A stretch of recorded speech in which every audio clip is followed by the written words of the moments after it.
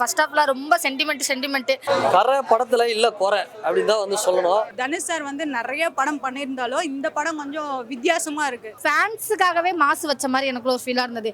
Opening சீனே climax மாதிரி இருக்கும், அப்புறம் கொஞ்சம் ஸ்லோவா போற மாதிரி தெரியும். வில்லனோட அந்த ஒரு ஸ்ட்ராங்னஸான ஒரு சில விஷயங்களை காமிச்சாதான் நம்மளுக்கு ஹீரோவே ரசிக்க தெரியும். இப்படியாடா ஒரு மனுஷனா நீ இருப்பேன்ற மாதிரி இருந்தது. ஸ்டோரி ஓரியன்டா ரொம்ப ஸ்லோவா இருந்த மாதிரி இருந்தது. இதே ஸ்லோ தான் இட்லி கடையிலே இருந்தது. படம் லேகு மொக்க அப்படிலாம் சொல்ல முடியாது, தூக்கம் வருது அப்படிலாம் சொல்ல முடியாது. ஐயோ படம் வேற லெவல்லாம் சொல்ல, படம் ஹிட். முன்னாடி இந்த மாதிரி நிறைய படம் வந்திருக்கு. நிறைய பேர் சொல்லுவாங்க காப்பி பேஸ்ட் பண்றாங்க, அப்படிலாம் கிடையாது. ரிலேட்டடா படம் சூப்பரா இருந்தது. கண்டிப்பா துணிவு மாதிரி இருக்கு. ஆனா துணிவுல அஜித் சார் ஒரு சம்பவம் பண்ணார்ல. ஆக்சுவலி படம் வந்து எதிர்பார்த்த அளவுக்கு திருப்தி படிச்சான்னு கேட்டா எனக்கு ஒரு டவுட் இருக்குங்க. ஏன்னா படம் வந்து ரொம்ப ஸ்லோவா போன மாதிரி ஒரு ஃபீல் இருந்தது. ஃபர்ஸ்ட் ஹாஃப்ல ரொம்ப சென்டிமெண்ட் அப்பா பையன் சென்டிமெண்ட். ஆக்சுவலி இந்த ரெண்டு கான்செப்டுமே நம்ம தனுஷ்ல எல்லா படத்துலையுமே நம்ம அளவுக்கு அதிகமாக பார்த்துட்டோம். திருப்பி அதே கான்செப்ட் அதே மாதிரி விஷயங்கள் ஃபர்ஸ்ட் ஹாஃப் ஃபுல்லாகவே அதே நகர்த்தியே கொண்டுட்டு போனது டோட்டல் டிசப்பாயின்மெண்ட்டாக இருந்தது. செகண்ட் ஹாஃப்ல பார்த்தீங்கன்னு வச்சுக்கோங்களேன், அந்த விசாரணைன்னு ஒரு விஷயம் நடக்குது. போலீஸ்காரன் தான் வில்லனா காட்டுறாங்க. அவரோட ஹைப்புன்னு ஒன்று இருக்குல்ல, அதை ஸ்டார்டிங் இன்ட்ரோடக்ஷன்ல நீங்க பயங்கர ஒரு வில்லனை ஹைப்பா காமிச்சிட்டு அதுக்கப்புறம் அந்த விசாரணைக்கான ஒரு சில விஷயங்கள்லாம் இருக்குல்ல, அது எதையுமே அவங்க பெருசா பண்ணல. டோட்டலா வில்லனோட அந்த ஒரு ஸ்ட்ராங்னஸான ஒரு சில விஷயங்களை காமிச்சாதான் நம்மளுக்கு ஹீரோவே ரசிக்க தெரியும். அந்த ஒரு ஃபீல் கம்மியான மாதிரி இருந்தது. ஏதோ ஃபேன்ஸுக்காகவே மாசு வச்ச மாதிரி எனக்கு ஒரு ஃபீலாக இருந்தது. அந்த கதைக்கு சூட்டே ஆகலை. கமர்ஷியலாக இல்லைங்க, சென்டிமெண்ட் மூவி அவ்வளோதான். ஆக்சுவலி வந்து இந்த படம் வந்து எப்படின்னா, ஒரு விவசாயத்துக்கு அப்போ வந்து இந்த டிராக்டர் வாங்குறதா இருக்கட்டும், இந்த இது விவசாயத்தில் பயிர் இது இருக்குன்னு சொல்லிட்டு லோன் வாங்கியிருப்பாங்களே, ஒரு டிராக்டர் லோன் வந்து முன்னாடி வந்து ஊர் ஃபுல்லாக ஃபேமஸ். அப்போ முன்னாடியெல்லாம் நிறையா கொடுத்தாங்க. ஸோ ஆமாம், அந்த பேங்க் அதில் விவசாயிகள் எவ்வளோ கஷ்டப்படுறாங்கங்கிற விஷயம் எனக்கு இந்த படத்தில் டேரக்டர் ஒரு விஷயத்தில் பாராட்டலாம். அப்படின்னா இது வரைக்கும் விவசாயின்னு சொன்னாலே தஞ்சாவூர் சைடு தான் காட்டுவாங்க, நல்லா பசுமையான விவசாயம், அது அழிஞ்சிருச்சு இல்லை தண்ணி வந்துருச்சு அந்த மாதிரி காட்டுவாங்க. ஃபர்ஸ்ட் டைம் ராமநாதபுரத்தை காட்டியிருந்தாங்க, ரொம்ப வறண்ட பகுதி. அங்கேயும் விவசாயத்துக்கு எந்த அளவுக்கு முன்னுரிமை கொடுக்குறாங்க விஷயத்தெல்லாம் காமிச்ச விதம் நல்லா இருந்தது. பட் அது ஓரளவுக்கு தான் நம்ம சென்டிமெண்ட்டாக பார்க்க முடியும். கண்டினியூஸாக ஃபுல்லாக அதையே கான்செப்டாக வச்சு இது பண்ணுறது ரொம்ப நல்லா இல்லை. எனக்கு என்னென்னா அந்த படத்தோட கதையை கான்செப்ட்லேயே எனக்கு முரண்பாடு இருக்க மாதிரி தோணுது. ஏன் அப்படின்னா, அவங்க அப்பா ரொம்ப நல்லவர், ஒரு விவசாயி. ஆனால் அவரால் ஒரு விஷயத்த பண்ண முடியல. அவரை ஏமாற்றிட்டாங்க. பேங்க்காரங்க தப்பானவங்கன்னு காட்டினது நான் தப்பு சொல்லலை. பட் வந்து நான் தப்பு பண்ணி நான் அதை சரி செய்வேன் அப்படிங்கிறது வந்து எனக்கு ஏற்றுக்க முடியாத ஒரு விஷயமா இருக்குது. அது இப்போ இருக்க ஜென்ரேஷன்ஸு ரொம்ப வேறு மாதிரி போர்ட்ரேட் பண்ணி எடுத்துப்பாங்க. முன்னாடி இந்த மாதிரி நிறையா படம் வந்திருக்கு. ஓப்பனாக சொல்லணுன்னா பழைய படங்கள் நிறைய இந்த மாதிரி கான்செப்ட் ரீதியாக வந்திருக்கு. பட் அப்போ நம்ம படத்தை பார்த்தோம், இப்போ வந்து அப்படி இல்லையே, நிறைய நம்மளுக்குள்ளேயே அதை வாங்கிக்கிறோம்ல. ஸோ அதில் எனக்கு கொஞ்சம் முரண்பாடு இருக்குது. அவங்க நல்லா தாங்க இருந்துச்சு சீரியஸாகவே.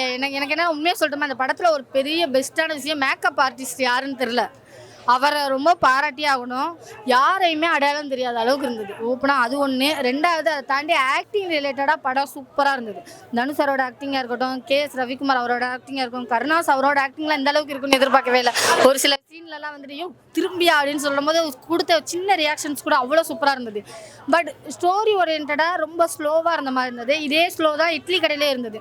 இட்லி கடையிலையும் நம்மளுக்கு என்ன ஒரு இதாக இருந்ததுன்னா, அதே அப்பா பையன் சென்டிமெண்ட்டு அதே தான் திருப்பி இந்த படத்துலேயும் அதே காட்டுற மாதிரி ஒரு ஃபீல் இருந்தது. திருப்பி ஒரே சீக்வன்ஸு ஒரே மாதிரி விஷயங்களை திருப்பி நம்ம பார்த்துக்கிட்டே இருக்கும்போது அதுவும் அதே ஹீரோ அப்படிங்கும்போது நம்மளுக்கு கொஞ்சம் டிசப்பாயின்மெண்ட் ஆகல, அந்த மாதிரி இருந்தது. அவரோடது சொல்லவா வேணும். ஆனால் என்னென்னா, அவருக்கு ஸ்டோரி ரிலேட்டடாக இன்னும் கொஞ்சம் ஹைப் கொடுத்துருக்கலாம், இன்னும் கொஞ்சம் பெட்டராக கொடுத்துருக்கலாமோன்னு தோணுச்சு. அது ஒன்று. அதான் சொன்னேன், அந்த போலீஸ்காரங்களோட கேரக்டராக இருக்கட்டும், நம்ம ஒரு வில்லன் காட்டுறோம். ஆனால் பார்த்தீங்கன்னா அவருக்கான ஒரு ஹைப்பு ஒரு செகண்ட் கொடுத்துட்டு அடுத்த நிமிஷம் அவர் டம்மியாகவே காட்டிட்டாங்க. எப்போவுமே வில்லனை நல்லா ஹைலைட்டாக காமிச்சாதான் ஹீரோ ஜெயிக்க முடியும். ஸோ அது இல்லைங்கிறது ரொம்ப இதாக இருக்குது. கரை படத்தில் இல்லை குறை அப்படின்னு தான் வந்து சொல்லணும். ஆனால் இதையும் பார்த்துட்டு குறை சொல்கிறவன் சொல்லிட்டு தான் இருக்கிறான்.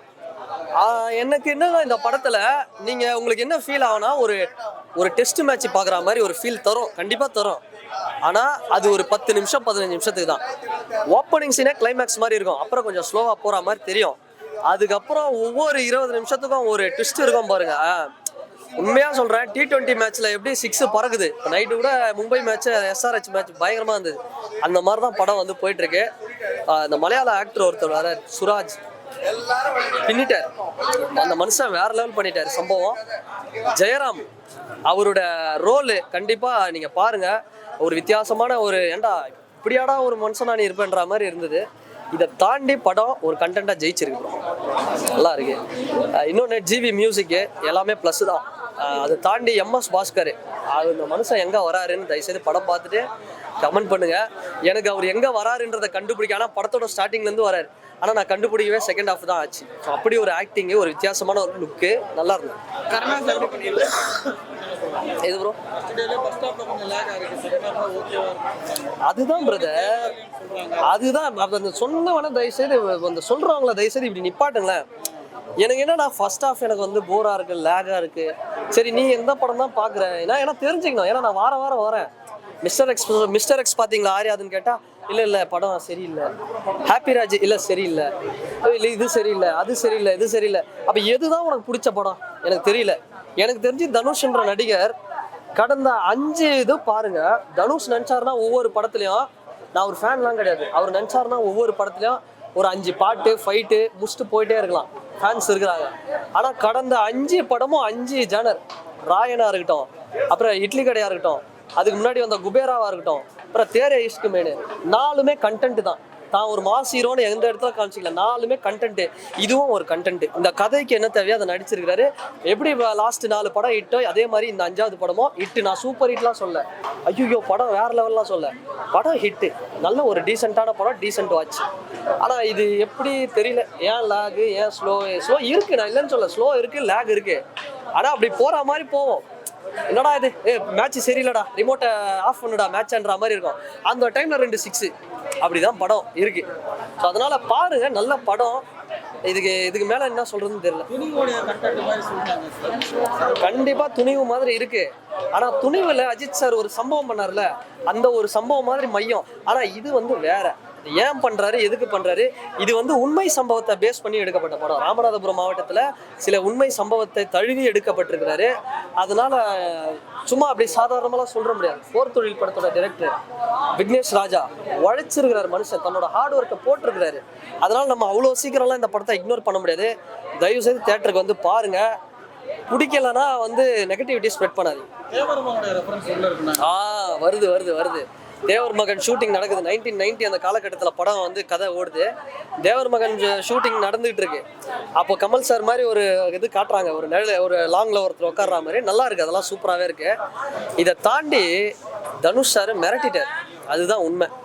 நீங்கள் பார்க்கும்போது ஒரு கேப்டன் மில்லர், ஒரு ராயன், ஒரு லைட் அசுரன் எல்லாம் ஒரு ஃபீல் கிடைக்கும். அதனால படத்தை வந்து பாருங்க.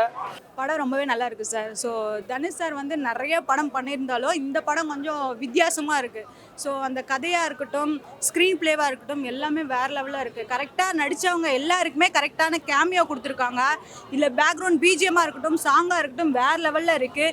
இதில் வந்து KS Ravikumar sir, Karunas sir, இவங்களோட பாண்டிங்லாம் சூப்பராக இருக்குது. இதில் மோஸ்ட்லி வந்து இந்த அப்பா பையன்லாம் சண்டை போட்டுப்பாங்க இல்லையா, பொண்ணுங்களும் அப்பா பொண்ணுலாம் சண்டை போட்டுப்பாங்க இல்லையா, அவங்களாம் வந்து இந்த படத்தை பாருங்கள். உண்மையாலுமே ஒரு சில சீன்லாம் ஹார்ட் டச்சிங்காக இருக்குது. அந்த படத்தை பார்க்கும்போது அழுக வருது. அவ்வளோ ஒரு பாண்டிங்கான ஒரு சீன்ஸ்லாம் கொடுத்துருக்காங்க. இதில் ஒரு மெசேஜ் சொல்லியிருக்காங்க, சோசியல் மெசேஜ். என்ன அப்படின்னு பார்த்தீங்கன்னா, வில்லேஜ் சைடாக இருக்கட்டும், சிட்டி சைடாக இருக்கட்டும், நிறைய பேர் இப்போ இருக்கிற ஜென்ரேஷனில் EMI வாங்காமல் எவனும் இருக்க மாட்டான்.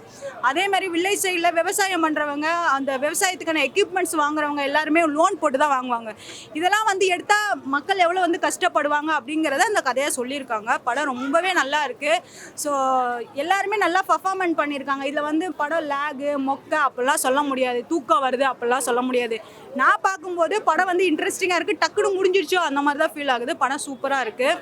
இது யாரும் குறைலாம் சொல்ல முடியாது. வந்துட்டு இந்த படம் மொக்கை அப்படிலாம் சொல்லாதீங்க, வந்து பாருங்கள். மொக்கையாக இருக்கிற படத்தை நீங்கள் காசு கொடுத்து அவளை பார்க்கும்போது இந்த மாதிரி ஒர்த்ஃபுல்லான படத்தை வந்து பாருங்கள்.